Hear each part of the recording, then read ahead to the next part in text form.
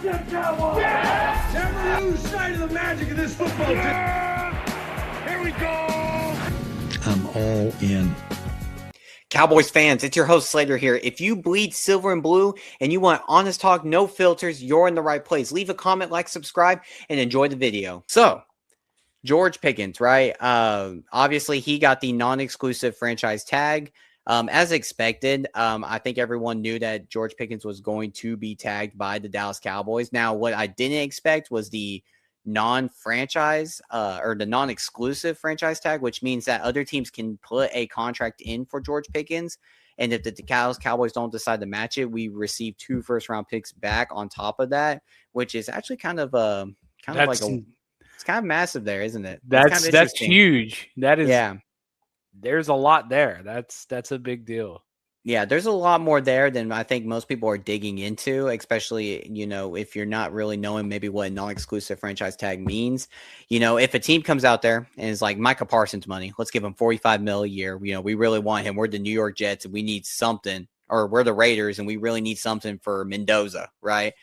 Well, if Dallas gets 2 first-round picks back for George Pickens because they don't want to pay him $45 million a year, we still win. I mean, how does it make you feel though?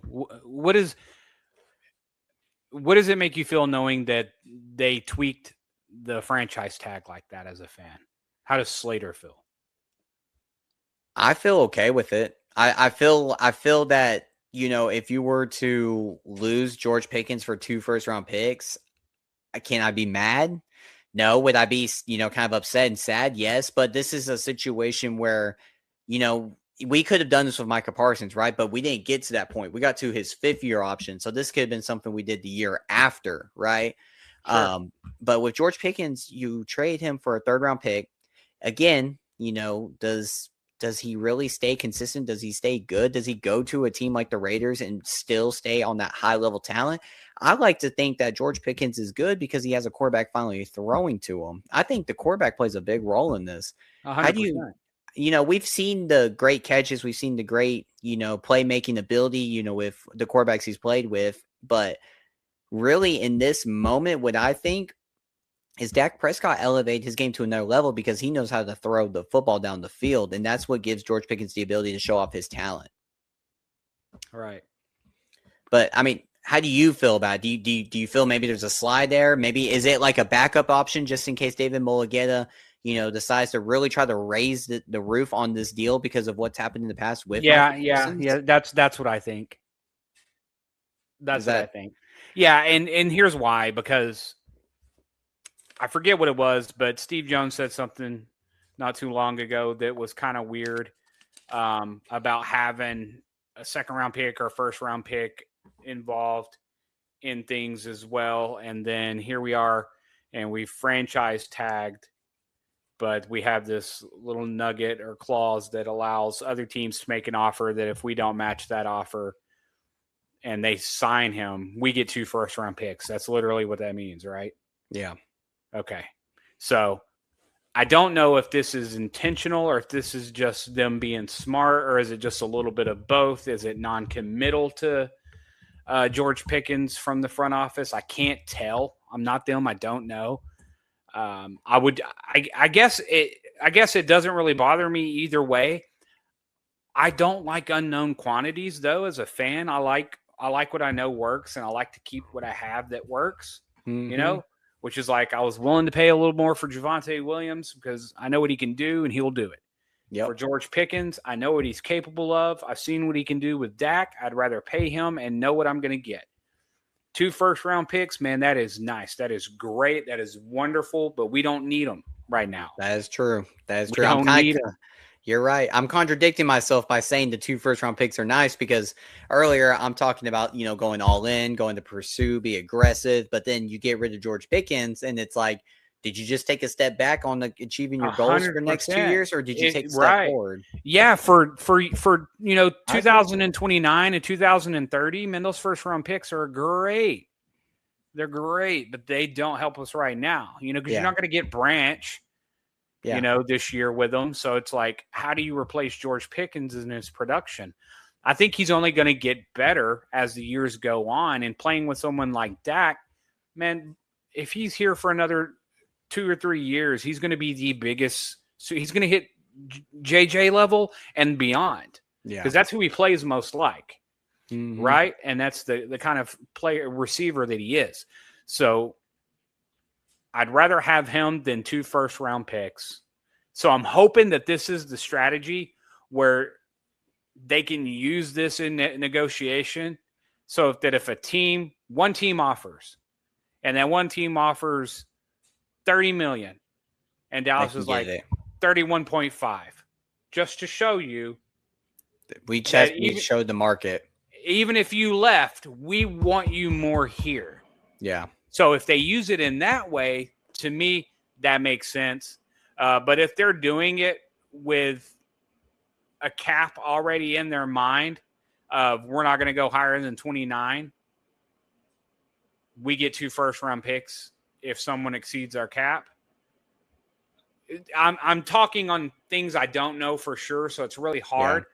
But I would just prefer – we're trying to win the Super Bowl, and we're trying to win it now. Yeah. We need George Pickens now. So pay him now.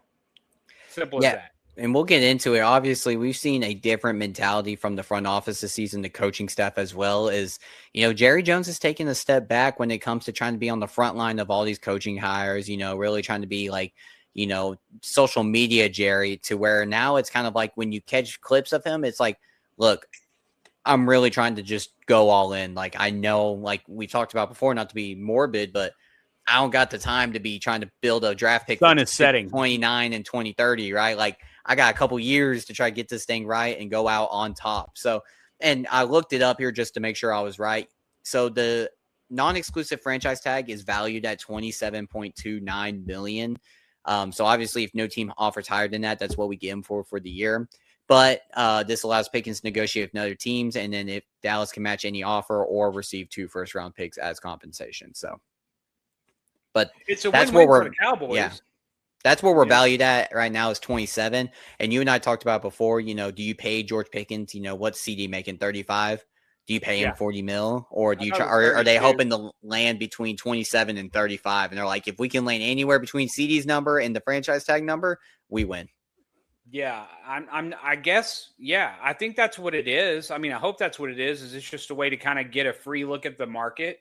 Yeah, and being able to determine if you want to meet it or beat it or not. But if they're truly in win now mode, they got to get it done. I just think the guy's way too good, and he's been good in Dallas, and he's good for Dallas. The fans love him. I love him. I think he's a crucial member of the offense, and we're not going to replace him very easily. I'm in the. I know we were going to discuss, or we had a question in the comments about some free agency stuff, and I pulled this up, and I'm over here looking at cornerbacks, which there aren't any that aren't ancient. Yeah, like Marshawn Lattimore, Rumpelstiltskin, the cornerback. So, just looking, there's not much in the wide receiver market that's going to be of equal talent and, output for much cheaper of a price. Yeah. Juwan Jennings is not going to do what George Pickens can do, Yeah. Mike Evans. Go ahead. I'm just. No, you're good. We've been down this road before, though, when it comes to, a second wide receiver in Dallas for CeeDee Lamb, or when CeeDee Lamb was number 2 behind Mari Cooper. Dak Prescott, yes, if you go back to his origin, he was a 4th-round quarterback. He was a 4th-round quarterback for a reason, guys. It's not like he came out the draft and was a first-round pick and all that. He thrives off of a good weapon and a great running game, because what he does best is to play action, right? Well, we've noticed over the years, when you give Dak Prescott at least 2 B+ or higher weapons, he can make anything work in that offense. He can dot anyone up. He can make any pass work. And when he has confidence in 2 wide receivers like we saw this past year, I mean, the man plays with no fear. I mean, the man is throwing the ball saying, you know what? I got a better chance. I have a 60-40 chance and not a 50-50 chance when I throw it to George Pickens. I have a 70-30 chance when I throw it to CeeDee Lamb and not a 50-50 chance, because he's so confident in those guys to come down with the ball. And so what I'm trying to get to is if you mess with that rhythm or you send them off somewhere else, you're going to hurt yourself in the long run with Dak Prescott and trying to, like you said, go all in and win now. So it's just, what does Dallas want to do? We've seen the steps towards win all now, or like trying to go for a run now, but it can't stop when we get to free agency in the draft, the most crucial part. Right. And he's super young. Yeah. I think we looked it up. He's younger than CD. Pretty sure he's 24, 25. I thought he was like 23, 24 tops. Oh, maybe. But my point is this. He had a good outing in Pittsburgh, but he got a reputation, right? Yep. They let him go. He had a really amazing year in Dallas. So you've got two sides of a coin here, right? He's never going to be cheaper than he is right now. Yeah, and we've learned that the hard way. You get what I'm saying? Yeah. The reputation in Pittsburgh got him put in Dallas, and he's had a good run in Dallas so far. If he goes somewhere else, he's only going to get more expensive because he's figured out how to play this game to his benefit. Yeah. Right? So this is the best opportunity to lock him down for a reasonable price. But what is too much when you know exactly what you're going to get, and exactly what you're going to get is exactly what you want? That's not a risk. You know what I mean? That's a guarantee, because there's no assurance every time we step out on the field that Javonte Williams is going to run every play. Dak's going to run every play. CeeDee Lamb's going to run every play. You know, players get hurt, and you lose one of those components, and it causes a problem. Yep. I'd feel much better knowing there's a CD and a George Pickens out there. And if there's not a Dak out there, I'd feel much better for whatever quarterback steps into Dak's shoes, knowing there's a CD and a George Pickens out there. So it's like, come on, guys, no matter which way you chop this up, it's the best move for Dallas to go forward to win now. Yeah, and I mean, we experienced it this past year. We literally saw CeeDee Lamb go down for, obviously a dumb play that a lot of Cowboys fans weren't happy about. But George Pickens stepped up to the plate, and how nice was that? Even though our defense was atrocious and we couldn't stop nobody to save our lives, it was nice knowing that, Dak Prescott and CeeDee Lamb or George Pickens in that Green Bay game, that's the game I really want to highlight. Yeah. That Green Bay game that you and I were at. Chopped them up. You saw it. I mean, them two just say, you know what? Like, we going for it. We're going to run this play. Hey, guys, we're going to run the slant. Yeah. Here it comes. We're throwing the slant now. Yeah. So there you go. Imagine this scenario, Cowboys fans. Okay. We go into next year. Let's say George Pickens goes to another team. CeeDee Lamb, heaven forbid, goes down like week 3. All of a sudden, you got Ryan Flournoy and Jalen Tolbert as your 1 and 2. Tell me how, on a scale of 1 to 10, how confident you are in that wide receiver core to get you to where your goals are supposed to be. Especially, let's say Jerry Jones does go out there and he gets Trey Hendrickson, a Max Crosby, a Nakobe Dean, and he has this loaded roster, but your weapons 1 and 2 are, B- guys at best for the year. I mean, no offense, Ryan Flournoy is going to develop into a great player. Jalen Tolbert has been, middle of the road his whole entire career, but these aren't guys that are game changers, or guys like Seattle has gained to experience this past year when they have Rashid Shaheed and Jackson Smith, who are just blow teams out the water, right? And if one of them went down, you still got Cooper Kupp. I didn't even mention him in this mix, right? So yeah, I agree, man. I think any reasonable amount is reasonable. That sounds silly, but it's the truth. As long as it's not something that is crazy, and we talked about it before. I think our number was somewhere around 32 to 35. Yeah, we were looking. Yeah. Yeah, multiple years, though. Let's lock him down for 3 or 4 or 5 years and move forward. I don't need to. We got draft picks. We got a couple first-round draft picks still. They're not doing us any good right now. So get him signed. Let's get this done. Yeah. All right. So here's what we'll do. We got some questions in the chat. We'll get them answered, wrap this thing up. But, some of the questions that we're talking about. Does anybody want to pay $25.5 million for Trey Hendrickson? at 31.2 years old. I don't know why they put decimals and ages, but he's 31.2. Well, we'll start off with that question. Mr. Connor Ward says, the Bengals not retaining Trey Hendrickson with the Cowboys being the mix to land a talented edge rusher.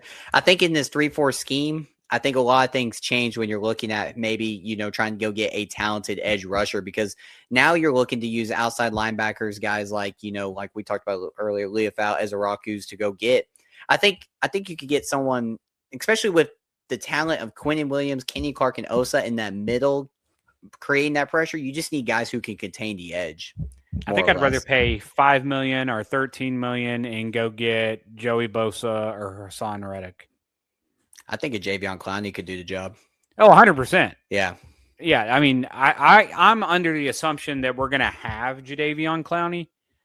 So if we're going to go out, to hire another Merc, I mean, I don't want it to be Trey Hendrickson. The guy hasn't played. I don't even know what he can do anymore. And at basically $26 million, hell no. You can pay 17 and get Hassan Reddick and Joey Bosa both if you really wanted to.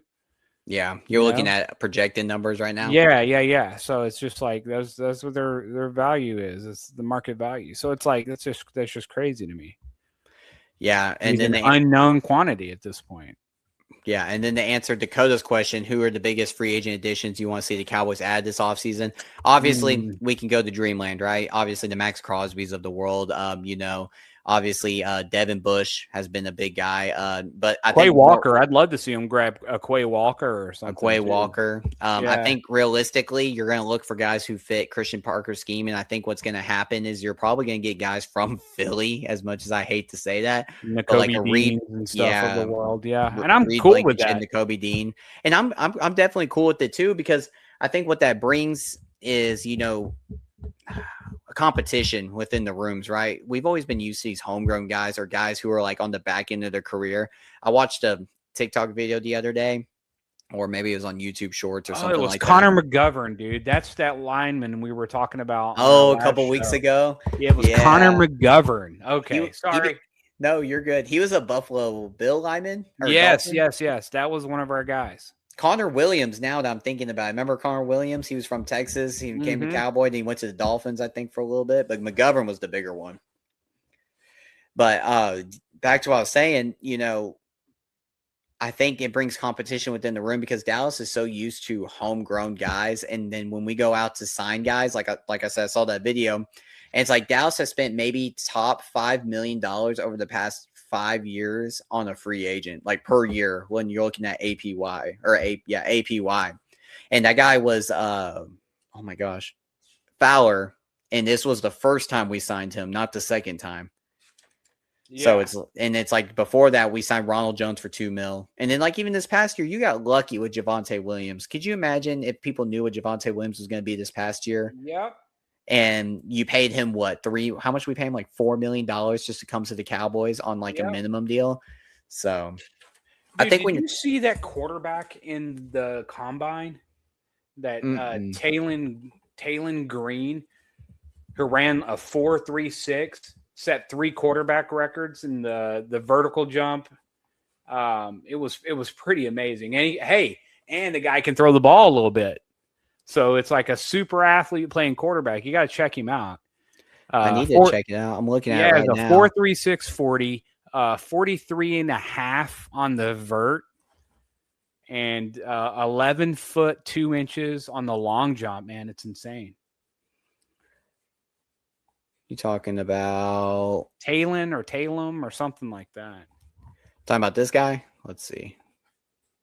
Oh, if I can get to pop up. There you go. Talking about this guy? Yeah, dude. I mean, this guy is amazing. The official time ends up being a 4.36. That's crazy. He is moving for a quarterback, ain't he? Oh, yeah, you should. Yeah, you should watch the whole combine tryout. It's pretty crazy. It's got a good arm. He can chuck it. But I was like, he's 6'6", can run a 4.3, can jump 5 feet in the air, and can jump across the living room at almost 12 feet. He's just insane. He's like, man, what was that Cleveland Browns wide receiver? And then he transitioned to quarterback. This was a long time. It was before COVID. I know who you're talking about. His name escapes me though. He wore Pryor. Maybe it was Pryor or Yeah. something like that. He wore number 11 or something. He was And like they converted Tyrell him. Pryor or something. Yeah. They converted him from wide receiver to quarterback, and he was just like Yeah. a super freak of a tall body. Yeah. What do Yeah. you mean? Like Byron Jones broke the long jump record a couple years back, and like I remember this guy seeing smashed that. it. I'm like, that's insane. This is a quarterback, a 6'6" quarterback that Just runs like a cheetah. But that guy figures out how to throw the ball, he's going to be a problem. Yeah, for real. Continue on in the comments here. Connor Ward says, would you trade back and select an elite linebacker at the end of the first round like Jacob Rodriguez? I would. I like Jacob Rodriguez. I think over Anthony Hill Jr.? Well, I didn't say over, but I like him because when you're looking at linebackers in this year's draft, everybody puts them in the same pool, but you can't because there's a couple of them that are true linebackers, and there are a couple of them that are edge rushers playing in the linebacker spot. Yeah. And Anthony Hill Jr. and Jacob Rodriguez are the best and only two true middle linebackers that are available at the top of the draft. And I would take either one. I think they're both very, very talented, but I know, Slater, you probably heard me mention it earlier in the year that I liked Jacob Rodriguez and would love to have him as a Cowboy just because that's my kind of linebacker and the mentality that he brings. I think that's what usually serves well for Dallas Cowboys linebackers, and I feel the same way about Anthony Hill Jr. Those guys are real field generals who are good at controlling the middle and putting their defense in the right position. Yeah, Jacob Rodriguez will give me a lot of Sean Lee like vibes, 100%. Right? Like that's what I get from him. But I think if you were at pick 20, let's say there's nothing really there, and you feel like you're going to reach no matter what you do, because we don't have a second round pick, right? Or a third round pick for that fact. I think if you were like, you know what, because Rodriguez is graded probably in that second to third round range. If we were to trade back to, let's say 30, 31 or something like that, or 29, and then you select them, people are probably going to say it's a reach, but I think it's a huge positional need and the positional fit for the Dallas Cowboys. Because here's my biggest thing, and I was not really arguing, but kind of talking with some fans and on the Max Crosby short that's been really blowing up for us. Appreciate all y'all's support for that. But they were talking about Overshown, right? And the injury prone that he's been the past couple of years. And you know what? That's something to point out. Overshown has probably missed more games than he's played so far. And it's been very bad luck injuries, right? Just his leg gets caught up in the pile and, just falls the wrong way. And I think getting a guy like a Jacob Rodriguez, Anthony Hill Jr., anything like that would be a huge piece with Nakobe Dean and all that. Just one, to have depth, but two, to have the talent to be able to still be a good linebacking core where we don't end up in a position like we were in 2023, where a safety like Marquise Bell is playing linebacker for you, and then all of a sudden you get into a playoff game and you just get ran over the whole time. Yeah. So, Mason asked, Dylan over Caleb Downs. Do you know the Oregon safety? Have you heard? I think these are the top two safeties in the draft. At the end of the day, I think I'm going Caleb Downs all day. Yeah, I agree with you. I stick with Downs. I think Caleb Downs is the best overall player, and some of the mock drafts that I've, kind of just done one a day, just playing around, I've got him going number 2 overall. Yeah, I can see that. And for me, it's not always about, what your measurables are, how tall, how fast, if you're a cookie cutter for the position or not. Sometimes it's about the attitude and mentality you bring to the field that makes you a long-term elite football player in the NFL, and I think Caleb Downs has that chip on his shoulder.